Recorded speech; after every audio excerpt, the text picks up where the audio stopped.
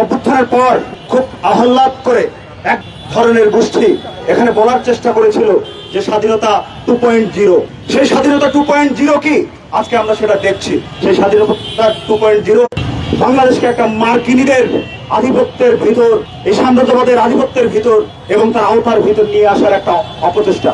বন্ধুরা, আপনারা দেখেছেন 71 সনে এখানে একটা স্বাধীনতার সংগ্রাম ঘটেছিল, স্বাধীনতা যুদ্ধ হয়েছিল। বাংলার মেহনতি মানুষ, মুক্তিকামী মানুষ সেই লড়াইয়ে ঝাঁপিয়ে পড়েছিল। তার পরবর্তীতে সময় যখন আওয়ামী লীগের নেতৃত্বে, শেখ মুজিবের নেতৃত্বে এখানে একটা সরকার গঠিত হয়, বাকশাল গঠিত হয়, আপনারা দেখেছেন কিভাবে বাংলাদেশকে, বাংলাদেশের মানুষের সাথে, মেহনতি মানুষের সাথে প্রতারণা করে এখানে একটা ভারতীয় সম্প্রসারণবাদের একটা কলোনিয়াল রাষ্ট্র ব্যবস্থা বা আধিপত্যের রাষ্ট্র কায়েম করা হয়েছিল।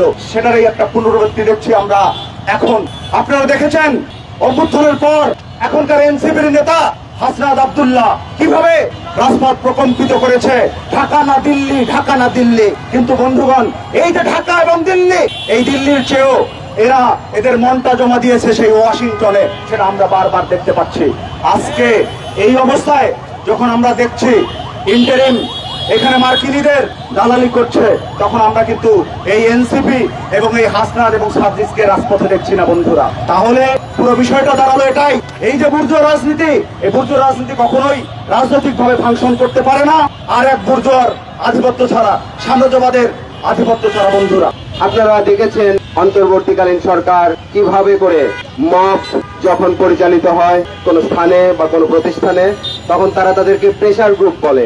আবার যখন কোন যৌক্তিক আন্দোলন হয়, তখন সেই যৌক্তিক আন্দোলনে যৌথ বাহিনী, আর্মি, পুলিশ, বিজিবি দিয়ে সেই আন্দোলন দমন করে। অভ্যুত্থানের পরবর্তী সরকারের তো এমন আচরণ হওয়ার কথা ছিল না। মানে এমন আচরণ এদের যেন তাদের উপর মব করলেই ঠিক, তারা যেন মবেই খুশি এবং মব করলে তারা সবকিছু মেনে নেয়। কিন্তু যখন যৌক্তিক আন্দোলন হবে, যখন শিক্ষার্থীরা মাঠে নামবে, যখন শ্রমিকরা তার বেতনের দাবিতে মাঠে নামবে, তখন ঠিকই পুলিশ, আর্মি এবং বিজিবি লেলিয়ে দিবে।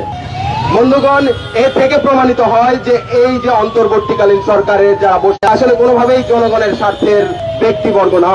তারা একেবারেই কোনো প্রাণীর সাথে তুলনা দিতে চায় না, কারণ ওই প্রাণীটাকেও ছোট করা হয়। তাদেরকে যদি বলতেই হয় তারা আসলে দালালের বাচ্চা, দালালের বাচ্চাই যদি না হবে তাহলে আমেরিকার সাথে চুক্তি করতে হবে, তাও আবার গোপনে। আবার কেউ যদি সেই চুক্তি প্রকাশ করে, এটা তো বাংলাদেশের রাষ্ট্রের জন্য চুক্তি করছিস, তাহলে বাংলাদেশের জনগণ জানবে না কেন? বাংলাদেশের জনগণের কি সেই অধিকার নাই যে তুই কি চুক্তি করবি সেই চুক্তিটা জানার? কিন্তু বন্ধুগণ, খুবই দুঃখের বিষয় যে সেই চুক্তি আমাদের আসলে জানার অধিকার এই রাষ্ট্র দেয় না। এবং তারা যেটা করে, যদি কেউ সেই চুক্তি কি চুক্তি করলেন আমরা দেখতে চাই, জানতে চাই, যখন জানতে চাইবে তখন তার উপর সে অত্যাচার নামিয়ে দিবে। এত বড় গণ অভ্যুত্থান সংগঠিত হলো, এর মধ্য দিয়ে আমরা কি পেলাম?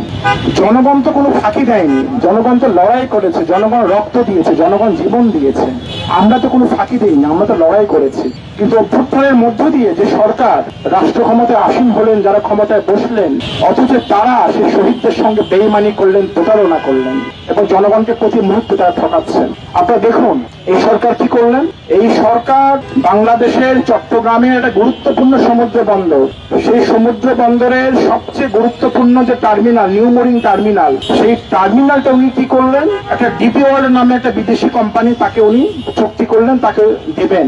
এই চুক্তিটা 2023 সালে করেছিল হাসিনা সরকার। যে আমরা বলতাম হাসিনা সরকার দেশের জনগণের কথা ভাবতো না, দেশের জনগণের স্বার্থের কথা ভাবতো না, তারা বিদেশিদের কথা ভাবতো, সে ভারতের কথা ভাবতো, আমেরিকার কথা ভাবতো, বিদেশি প্রভুদের খুশি করে ক্ষমতায় থাকতে চাইতো।